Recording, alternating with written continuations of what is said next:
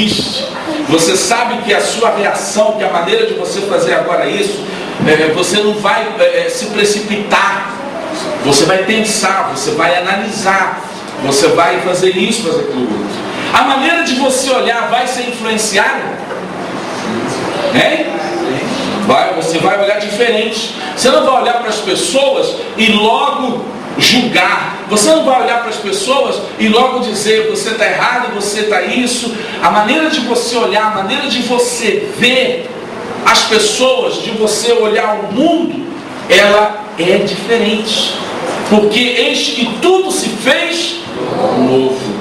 A maneira de você ouvir, de dar atenção, de você realmente se colocar no lugar das pessoas, a maneira de você falar. Você antigamente falaria não sei quantos palavrões, ia fazer com que o cara se arrependesse daquilo, mas agora você mede as suas palavras. Tudo isso é uma ação de Deus. A sua prioridade agora, seus alvos, suas metas, todas agora estão sobre a vontade de quem? De Deus. Você não vai fazer as coisas assim sozinho. Você não vai chegar e simplesmente se colocar, não vou decidir isso e acabou. Como a gente vê isso acontecendo muito quem faz faculdade. Eu quero fazer faculdade e tal. Irmãos, a partir do momento que você se tornou cristão, a sua vida agora tem que ser guiada por Deus? Amém. Sim. Eu não estou dizendo que Deus, você tem que perguntar a Deus, sim, eu tenho que tomar um copo d'água? Sabe que eu estou aqui no banheiro? Não estou falando isso. Que aí vai o exagero, né? Estou dizendo o seguinte, você colocar diante de Deus casamento, decisões, se colocar diante dele, porque agora você quer o melhor, segundo a vontade dele. E Deus quer o melhor para nós? Amém. Se ele quer o melhor, então, assim viviam os cristãos do primeiro século. E eu falei aqui naquela oração, tudo era em comum. Será que isso só funcionava para aqueles homens, para aquelas mulheres? Será que isso não pode funcionar aqui? Pode ou não? Amém. Pode. A gente está falando aqui da igreja do David Bichu, isso aconteceu lá. Isso ocorreu na igreja do David Bichu, isso tem ocorrido em muitas igrejas onde as pessoas têm realmente vivido um cristianismo verdadeiro. Eu coloquei a frase aqui de um pastor, o nome dele eu não consegui achar. Não se muda nenhuma estrutura sem mudar primeiro os valores. Lembra quando Jesus falou do vinho novo? Não se pode colocar vinho novo aonde? Por quê? Senão rebenta, não tem estrutura. Não adianta eu trazer toda uma mudança para a igreja se a igreja não está preparada para isso. Você pode olhar assim e dizer, poxa, quanto tempo que eu estou aqui na igreja e tal, e não acontece isso, não acontece daquilo. Mas isso depende de Deus ou depende de você? Hein? Como diz aquela musiquinha, depende de nós, do Ivan Lins. Depende de nós. Aí as coisas acontecem quando eu quero mudar. Aí eu coloquei aqui algumas atitudes do mundo cristão. Não vou falar todas porque são muitas, porque depois eu quero orar por cada um de nós, por nossas vidas. As atitudes de um cristão. Não vai dar tempo de eu citar todos os textos. Eu vou citar o texto, posso repetir 2 vezes, quem quiser colocar e depois ler em casa. Algumas atitudes do cristão que hoje diferem dessa sociedade que nós vivemos. Agora, voltando a falar, cristão, que crente, né, joio, isso está sempre no nosso meio, não tem como. Eu me lembro de uma história de um pastor chamado Alejandro. Eu estava lá no Japão, eu estava ouvindo a pregação dele. Eu não vou aqui entrar na história porque essa história é muito bonita. Eu já contei aqui há muito tempo. Um dia eu conto a história da conversão dos maiores bandidos do Peru, em Lima, na capital, por causa desse homem, do gesto de amor desse pastor Alejandro. E ele conta que no dia em que esse bandido estava dentro da igreja dele, quando ele abriu a igreja lá na pior favela onde esse bandidão mandava lá, E ele estava falando de canibais que haviam se convertido. E aí ele contou a história, uma parábola, uma historinha de um lobo. Que o lobo olhava assim as ovelhas, aí via as ovelhinhas pulando para lá e para cá.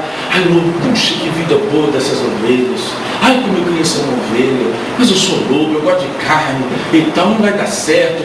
E o lobo, de tanto ver a vida das ovelhas, o que ele fez? Ele botou uma pele de ovelha e se infiltrou no meio das ovelhas. Aí, pele de ovelha, a ovelha está olhando, está pensando que é ovelha. E ele ficou lá, e tal, no meio das ovelhinhas, aquela coisa toda. Mas tem uma coisa, ficar até um certo tempo fica. Mas tem atitudes de ovelha que o lobo não tem. A ovelhinha come o quê? Capim, feno, capim. E nessa hora, o lobo tentava jogar um capim, virava para o lado, porque não era a comida dele, e tal, tentava, enganava ali, mastigava e tudo. Aí de noite, quando as ovelhinhas estavam dormindo, ele botava lá, tirava a roupinha de ovelha, botava no canto e ia para o mundo de lobo, porque ele era lobo. E ele sempre fazia isso. Aí um dia, isso é uma história, irmãos, aí um dia ele chegou para Deus e falou: eu não posso viver enganando os meus irmãos ovelhas. Me muda a minha estrutura, muda a minha natureza, me transforma, me faz outra. Eu quero ser uma ovelha, eu não quero ser lobo. Aí ele amanheceu e percebeu que tudo nele tinha mudado. E ele provou imediatamente o capim e era bom. E aí o pastor estava dizendo nessa ilustração para naquela igreja no Peru, dizendo: não importa quem você foi, quem você é, Deus pode mudar tudo, a sua estrutura, Ele muda tudo. Hoje a gente lembra desse cântico que a gente canta aí, e a gente tem que ter cuidado, né? Como entra na minha casa, entra na minha vida e mexe com estrutura. Irmãos, cuidado, eu me disse para Deus, Ele muda a estrutura mesmo. Ai meu Deus, eu queria que você aumenta a minha fé, Senhor. Aí Deus manda tribulação. Você não está pedindo para aumentar a fé? A fé vem através de luta, a fé vem com tribulação. Agora, se você pensa, Senhor, me ajuda na minha pequena fé, aí é diferente. A gente fala algumas coisas para Deus, não é por isso, não é à toa que o Espírito Santo tem que estar lá ao lado dele para interceder, porque a gente não sabe pedir da maneira correta. Então, o cristão, essas atitudes do cristão, ela é totalmente diferenciada. Eu vou citar algumas. Lucas 6,38 diz o seguinte: que é melhor dar do que receber. Não é? Semear. Irmãos, isso no mundo parece loucura, mas isso é um princípio do cristão: dar para receber. O mundo aí só quer o quê? Receber, dá não. Então há uma mudança. Cada ponto desse aqui dá para a gente trabalhar tanta coisa. Vou ser objetivo aqui. Sendo o último para ser o primeiro. Mateus 20,16. Mateus 20,16 diz que para que eu seja sendo o último para eu ser o primeiro. Se eu quero ser o primeiro, eu tenho que ser o último. Mas eu vou contar uma coisa rapidinha nessa história aqui que Jesus quis dizer, além desse princípio. Quando as pessoas iam para o templo, no templo de Herodes, naqueles dias, havia uma divisão. A primeira divisão era o pessoal excluído, prostituta, pobre, ficava num pátio lá atrás. Aí depois vinha uma outra divisão, pessoal mais nobre, mais cheio da grana. Depois vinha o pessoal que estava vinculado aos sacerdotes. E por último, os sacerdotes.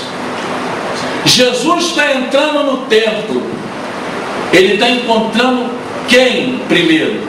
Os últimos ou os primeiros? Ele está encontrando os últimos, que são os excluídos. E aqueles que são os primeiros serão os últimos, se não se colocarem. Quando Jesus colocou isso, ele estava falando da divisão do templo. Mas ele estava ensinando para os discípulos como é que é a nossa posição. Jesus, essa semana eu estava escutando uma pregação de um pastor, e claro que a gente conhece aquela história de João Batista.